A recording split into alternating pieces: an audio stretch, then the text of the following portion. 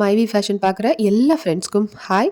எல்லாரும் எப்படி இருக்கீங்க? இன்னைக்கு ஒரு சூப்பரான வீடியோவோட தான் நான் வீடியோவை பார்த்துடலாம். அதுக்கு முன்னாடி நம்ம சேனலை சப்ஸ்கிரைப் பண்ணாமல் பார்த்துட்டு இருக்கீங்க அப்படின்னா சப்ஸ்கிரைப் பண்ணிக்கோங்க ஃப்ரெண்ட்ஸ். கோல்டு ரிலேட்டடான வீடியோஸ், அதுக்கப்புறம் நிறைய சில்வர் எல்லா பற்றியும் உங்களுக்கு இன்ஃபர்மேஷன் நான் ஷேர் பண்ணிகிட்டே இருக்கேன். கரண்ட் அப்டேட் வந்து தமிழ்நாடு அப்டேட் என்ன பண்ணுறாங்க அப்படிங்கிறதையும் உங்களுக்கு நான் வந்து அடிக்கடி ஷேர் பண்ணிகிட்டே இருக்கேன். ஸோ எல்லா வீடியோவும் யூஸ்ஃபுல்லாக இருக்குன்னு நிறைய பேர் சொல்லியிருக்கீங்க. ஸோ கமெண்ட் பண்ணுற எல்லா ஃப்ரெண்ட்ஸ்க்கும் ரொம்பவே தேங்க்ஸ். இன்றைக்கி பார்த்தீங்க அப்படின்னா தங்கம் வச்சு தங்கம் வாங்குறது எப்படி வாங்குறது, இப்படி வாங்கினா லாபம் இருக்குமா நஷ்டம் இருக்குமா, ஸோ இது வந்து பண்ணலாமா பண்ணக்கூடாதா, இதை பண்ணால் எப்படி ஒரு தெளிவோடு நம்ம வந்து இந்த விஷயத்தை செய்யணும் அப்படிங்கிறத பற்றின டீட்டெயில்ஸ் வந்து நான் உங்ககிட்ட இதில் ஷேர் பண்ணியிருக்கேன். ஸோ ஏன்னா ஏகப்பட்ட வீடியோஸ் வந்து வைரலாக போயிட்டே இருக்குது, தங்கம் வச்சு தங்கம் வாங்குறது எப்படி எப்படின்னு எல்லா இன்ஸ்டாகிராம் ஃபேஸ்புக் ஏகப்பட்ட இடத்துலையும் இதை தான் வந்து சொல்லிட்டு இருக்காங்க. ஸோ இதை பண்ணுறது சரியாக இருக்குமா சரியாக இருக்காதா, சரி வாங்க வீடியோ பார்த்துலாம். ஸோ நான் வீடியோவில் சொல்கிற ஏதாவது ஒரு டிப்ஸ் வந்து உங்களுக்கு ரீச் ஆகி நீங்கள் வந்து அது உங்களுக்கு யூஸ்ஃபுல்லாக இருந்துச்சு அப்படின்னாலே எனக்கு அது பெரிய ஹாப்பி தான். உங்களுக்கு யூஸ்ஃபுல்லாக இருக்குது இது வரைக்கும் பார்த்த வீடியோ அப்படின்னா நீங்கள் வீடியோ கண்டினியூ பண்ணுங்கள். தங்கம் வச்சு தங்கம் வாங்குறது அப்படிங்கிறது எவ்வளோ ஒரு பெனிஃபிட்டான விஷயம் அப்படிங்கிறது நிறைய பேருக்கு தெரிகிறதே இல்லை. ஸோ இதை வந்து வச்சு பண்ணுறதுனால நீங்கள் வந்து அசல் வந்து நீங்கள் எங்கேருந்து வாங்குவீங்க, பேங்க்லேருந்து தான் வாங்குறீங்க அப்படின்னாலுமே நீங்கள் வட்டி கட்டுறீங்க, அது வந்து வேஸ்டேஜுக்கும் வட்டிக்கும் சரியாக போயிடும் அப்படிங்கிற மாதிரியான சில சில தாட்ஸ் இருக்குது. பட் தங்கத்தோட விலை நாளுக்கு நாள் ஏறிக்கிட்டு இருக்குது. அப்போ நம்ம இன்றைக்கி வாங்குறத தங்கத்தோட மதிப்பு நாளைக்கு இன்னும் அதிகமாக தானே ஆக போகுது. அப்போ இந்த மெத்தடை நம்ம ஃபாலோ பண்ணோன்னா கண்டிப்பாக எனக்கு முடிஞ்ச வரைக்கும் லாபம் தான் இருக்கும் அப்படிங்கிறது என்னுடைய கருத்து. ஸோ தங்கத்தோட விலை வந்து இனிமேல் குறையும் அப்படின்னு நினைக்கிறது ஒரு அப்ராக்சிமேஷனாக ஒரு 2000 3000 இந்த மாதிரி ஒரு ஆசோலேஷனுக்குள்ளே தான் இருக்குமே தவிர தங்கம் நமக்கு எப்போவுமே வந்து விளையிற சோர்ஸ் கிடையாது. ஸோ இருக்கிற தங்கத்தை நம்ம எடுத்துக்கிட்டே இருக்கோம். அப்படிங்கும்போது தங்கம் வந்து புதுசாக வந்து நம்ம ரெனவல் பண்ணவே முடியாத சோர்ஸ். அப்படிங்கும்போது தங்கத்தோட வேல்யூ அதிகமாகும். சின்ன லாஜிக் அவ்வளோதான். இப்போ தங்கத்தை வச்சு தங்கம் எடுக்கிறது சரியாக இருக்குமா அப்படின்ற கொஷினுக்கு இருக்கும். அதை செய்யக்கூடாதா, ஏன் செய்யக்கூடாது அப்படிங்கிறத இப்போ சொல்கிறேன். எப்படி செஞ்சால் அது லாபமாக இருக்கும், எப்படி செஞ்சால் அது நஷ்டமாக இருக்கும் அப்படிங்கிறது தான். ஸோ நமக்குள்ளே வந்து ஒரு கான்ஃபிடென்ட் வேணும். முதல்ல வந்து நம்மக்கிட்ட இப்போ ஏதோ ஒரு அறுந்து போன செயினோ சம்திங் ஏதோ ஒன்று இருக்குது அப்படின்னா அதை பேங்க்கில் வச்சுட்டு புது நகை நம்ம வாங்க போகிறோம் அப்படின்னா நமக்குள்ளே முதல்ல ஒரு கான்ஃபிடென்ட் வேணும். அந்த பழைய நகையை நான் திரும்ப மீட்டுறணும் அப்படிங்கிற ஒரு கான்ஃபிடென்ட் நமக்குள்ளே இருக்கணும் ஃபஸ்ட்டு. இப்போ நம்ம கையில் ஒரு 5 சவரன் இருக்குது அப்படின்னா அதை வந்து ஒரு 2 வருஷத்தில் 10 சவரன் நம்மளால் மாற்ற முடியும் அப்படின்னா அதுக்கு நமக்கு முதல்ல ஒரு கான்ஃபிடென்ட் வேணும். அதுக்கான எஃபர்ட்டை நம்ம தான் போடணும். அதுக்கு தான் சில முக்கியமான டிப்ஸ் எல்லாம் சொல்லியிருக்கேன், வித் கால்குலேஷனோடு உங்களுக்கு சொல்லியிருக்கேன். இந்த வீடியோ ரொம்ப யூஸ்ஃபுல்லாக இருக்கும். கோல்ட் ரேட் எவ்வளோ மேலே போனாலும் நமக்கு பயப்பட வேண்டிய அவசியம் கிடையாது. நம்ம கையில் ஒரு அளவுக்கு ஏதோ இருக்குது தங்கம் அப்படின்னா அதை எப்படி பெருக்கலாம் அப்படிங்கிறத இதில் சூப்பரான டிப்ஸ் அண்ட் ட்ரிக்ஸ் இருக்குது, ஃபாலோ பண்ணுங்கள். முன்னெல்லாம் பார்த்தீங்க அப்படின்னா அதாவது 2026க்கு முன்னாடி சொல்கிறேன்னா ஒரு 1 இயர் பேக் நான் சொல்லிகிட்ருக்கேன். ஸோ ஒரு 5 சவரன் நகையை வைக்கிறீங்க அப்படின்னா உங்களால் ஒரு 3 சவரன் எடுக்க முடியும் சாலிடாக. அந்த 3 சவரன் எடுத்ததுக்கப்புறமா நம்ம வச்ச அந்த பழைய நகை 5 சவரன் இருக்குது பார்த்தீங்களா, அதுலேயுமே நம்ம வந்து ஒரு 3 சவரனை திருப்ப முடியும், வட்டியை மட்டும் கட்டிட்டு. ஸோ ஏன்னா அதோட வேல்யூ வந்து அதிகமாகிருக்கும். ஸோ அப்போ நம்ம 5 சவரனுக்கு வாங்கின அந்த வேல்யூ நமக்குன்னு ஒரு அமௌண்ட் கொடுத்துருப்பாங்க. நான் சொல்கிறது உங்களுக்கு புரியும்னு நினைக்கிறேன். லோனு பேங்க்கில் நமக்குன்னு 5 சவரனுக்கு ஒரு அமௌண்ட் கொடுத்துருப்பாங்க. அது 2 இயர்ஸ் ஆகிருச்சு. நம்ம வந்து அதில் ஒரு 3 சவரன் நம்ம புதுசாக எடுத்திருக்கோம், அது அப்படியே இருக்கட்டும். ஸோ நம்ம வாங்கின அந்த 5 சவரன் 2 வருஷம் கழித்து பார்த்தீங்கன்னா இன்னும் வந்து வேல்யூ அதிகமாக இருக்கும். ஸோ நமக்கு பேங்க் கம்மியான அமௌண்ட்டை தான் கொடுத்துருப்பாங்க.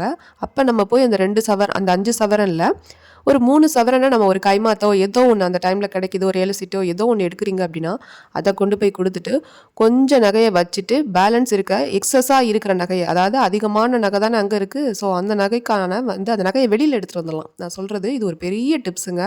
அதாவது நான் என்ன சொல்கிறேன் அப்படின்னு புரிஞ்சவங்க அடுத்த டிப்ஸை ஃபாலோ பண்ணுங்கள், புரியாதவங்க இதை இன்னொரு தடவை கேட்டுக்குங்க.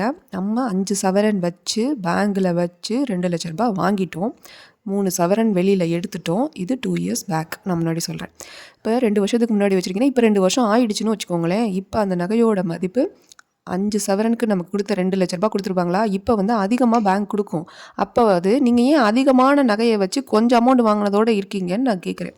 ஸோ அப்போ என்ன பண்ணும், இதுக்கு ரொம்ப முக்கியம் என்ன அப்படின்னா நீங்கள் 5 சவரன் நகையும் 5 சவரனாக வச்சிங்கன்னா பிரிச்சுட்டு வர்றது ரொம்ப கஷ்டம்.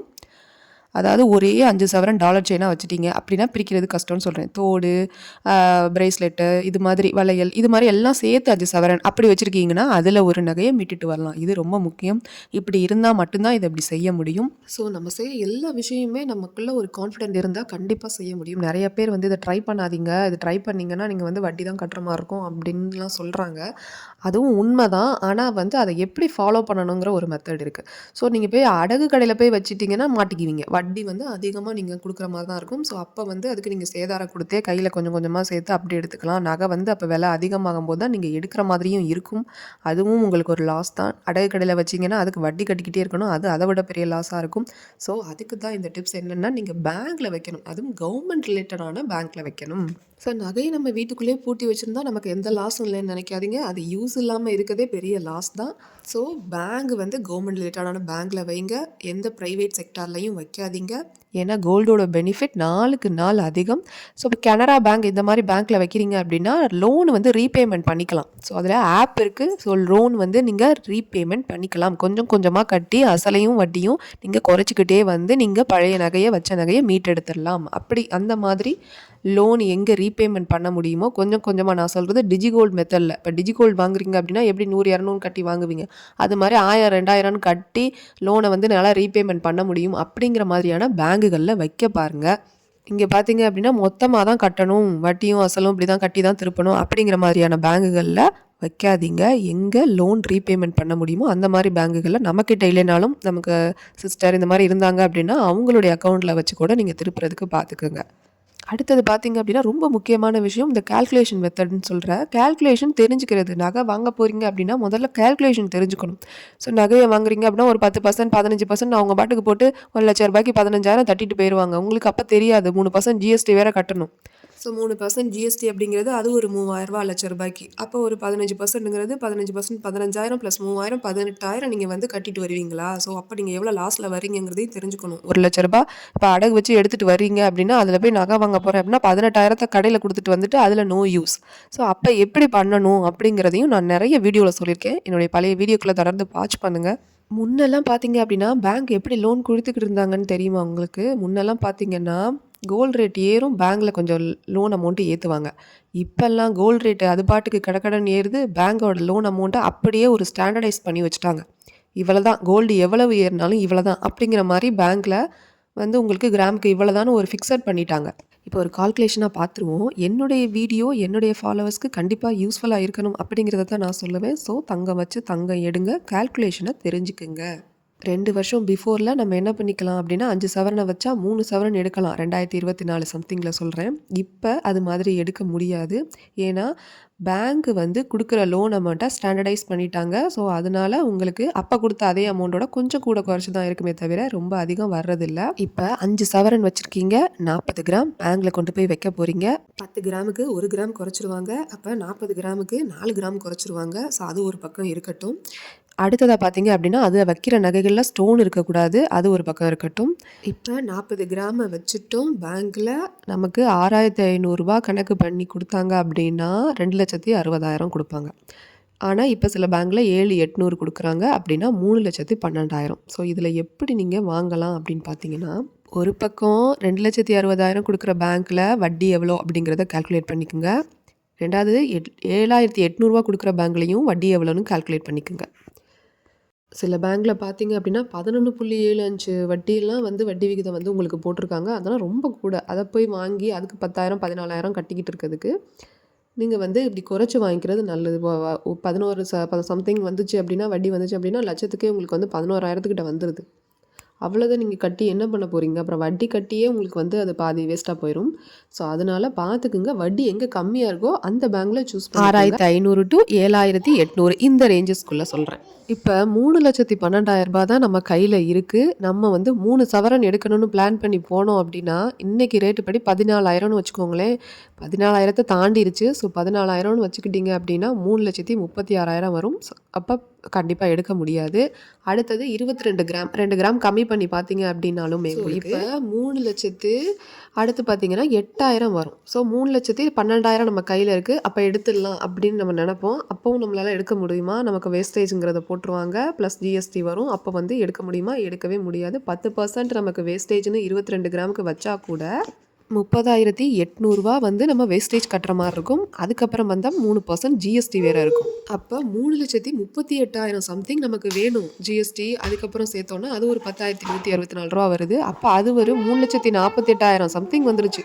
நம்மகிட்ட இருக்கதோ 3,12,000 தான். இப்ப இந்த காலகட்டத்தில போயிட்டு நம்ம எப்படி எடுக்க முடியும்? 5 சவரனுக்கு வச்சுட்டு 3 சவரன அப்படியெல்லாம் எடுக்க முடியாது. அப்படிங்கிறத சொல்றதுக்காக தான் இந்த எக்ஸ்ப்ளனேஷன் உங்களுக்கு நான் குடுக்குறேன். ஸோ எதுக்காக இப்படி நான் வந்து அக்யூரஸியாக ஒன்று கொடுக்காம ஸோ இப்படி எடுத்தால் இவ்வளவு வரும், இப்படி எடுத்தால் இவ்வளவு வரும்னு ஒவ்வொரு இதுவாக சொல்கிறேன் அப்படின்னா, ஸோ நம்ம ஒரு பிளான் பண்ணி போவோம். ஆனால் அங்கே பார்த்தீங்கன்னா ஒன்று நடக்கும். நகை கடைக்கு போனதுக்கப்புறம் ஒன்று நடக்கும். ஏன்னா அவங்க வந்து நம்மளோட மைண்டே சுத்தமாக வந்து டைவர்ட் பண்ணி விட்ருவாங்க. இந்த நகையை எடுங்க, அந்த நகையை எடுங்க, அப்புறம் நகைச்சீட்டு போட்டிருந்தீங்க அப்படின்னா இன்னும் கொஞ்சம் கூட கிராம்ஸ் இருக்க மாதிரி எடுத்து அந்த கூட கிராம்ஸ்க்கு மட்டும் வேஸ்டேஜ் போட்டு ஏகப்பட்டது நடக்கும். ஸோ அதெல்லாம் நம்ம மைண்டில் வச்சுக்கிட்டு தான் நம்ம வந்து நகை கடைக்குள்ளேயே போகணும். ஸோ நம்ம முதல்ல என்ன பண்ணிக்கணும் அப்படின்னா ஒரு எஸ்டிமேஷன், ஒரு கிளியரன்ஸாக நம்ம நாலேஜுக்கு எவ்வளோ முடியுமோ அவ்வளோதான் போட்டுக்கிட்டு நம்ம போனோம் அப்படின்னா அதுக்குள்ளே எடுங்கன்னு நம்ம வந்து கான்ஃபிடெண்ட்டாக நம்ம சொல்லிட்டோன்னா அவங்க அதை தான் செய்வாங்க. ஸோ அது மாதிரி சொல்லி நம்ம எடுக்கிறதுக்கும் நமக்கு ஈஸியாக இருக்கும். அதுக்காக தான் இந்த கால்குலேஷனில் நான் உங்களுக்கு பேங்க்கில் 6,500 கொடுத்தா இவ்வளோ வரும், அதுக்கான வட்டியை பார்த்துக்குங்க. 7,800 கொடுத்தா இவ்வளோ வரும், அதுக்கான வட்டியை பார்த்துக்குங்க அப்படிங்கிற மாதிரி சொல்கிறேன். நீங்கள் 24 கிராம் எடுக்க போகிறீங்க அப்படின்னா இவ்வளவு வரும், 22 கிராம் எடுக்க போகிறீங்க அப்படின்னா இவ்வளவு வரும். ஆனால் 5 சவரனுக்கு நீங்கள் வச்சு நகை எடுக்க அமௌண்ட் வாங்கும்போது உங்களால் கண்டிப்பாக வந்து 24 கிராமோ 22 கிராமோ எடுக்க முடியாது அப்படிங்கிறது தான் நான் சொல்ல வர்றேன். ஸோ அடுத்து பார்த்தீங்க அப்படின்னா நம்மளால் எவ்வளோ தான் எடுக்க முடியும் அப்படின்னு நீங்கள் நினச்சிங்கன்னா ஒரு 19 இல்லை 19.5 சவரன் இவ்வளவுக்குள்ளே தான் நீங்கள் வந்து எடுக்க முடியும். அதாவது நீங்கள் 5 பவுன் நகையை பேங்க்கில் வைக்கிற பட்சத்தில். இப்போ 19 சவரனுக்கு ஓரளவுக்கு கணக்கு பண்ணோம், 14,000 அப்ராக்சிமேஷனாக வச்சு கணக்கு பண்ணோம் அப்படின்னா 2,66,000 வரும். ஸோ 10% வேஸ்டேஜுங்கும் போது 26,600 வரும். ஸோ அதையும் சேர்த்துக்குங்க. ஸோ இதுக்கு ஒரு 3% வந்து ஜிஎஸ்டி சேர்த்துக்குங்க. அது ஒரு 8,778 வரும். ஸோ மொத்தமாக சேர்த்து எவ்வளோ வரும்னா 3,01,378 வரும். நம்மக்கிட்ட இருக்கிறதோ 3,12,000 இருக்குது. அப்போ இன்னும் கொஞ்சம் எடுக்கலாம் அப்படின்னா ஒரு மிஞ்சி போனால் ஒரு 1/2 கிராம் எடுக்கலாம். 19.5 அப்படிங்கிற மாதிரி நீங்கள் எடுக்கலாம். 19.5 19.6 அப்படி எடுக்கலாம். ஸோ அதுதான் உங்களுக்குள்ள எஸ்டிமேஷனுக்கு 3,12,000 கரெக்டாக நீங்கள் வந்து எடுக்கிற மாதிரி இருக்கும். இந்த வீடியோ யூஸ்ஃபுல்லாக இருந்துச்சு அப்படின்னா லைக் பண்ணி சப்போர்ட் பண்ணுங்கள். தேங்க்யூ.